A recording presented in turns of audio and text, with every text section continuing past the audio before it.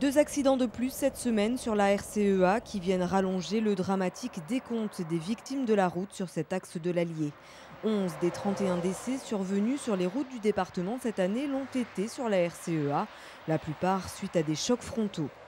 Les causes essentielles d'accidents sont dues essentiellement à endormissement, assoupissement et après les fautes de comportement. Alors quand on parle de fautes de comportement, j'allais dire c'est les conducteurs qui ne sont pas forcément attentifs à la conduite et qui vont aller se déporter sur la voie de gauche.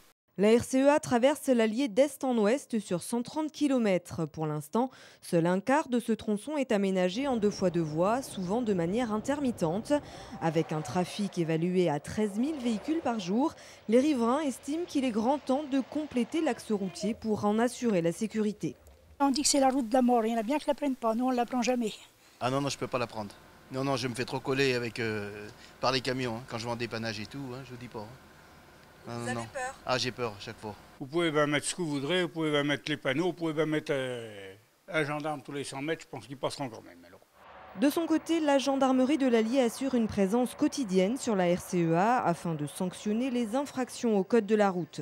Nous faisons aussi des services en tenue banalisée, là aussi pour traquer, j'allais dire, les derniers récalcitrants, ceux qui n'auraient pas compris, là aussi dans les conduites dangereuses pour justement essayer de rendre cet axe le moins accidentogène possible.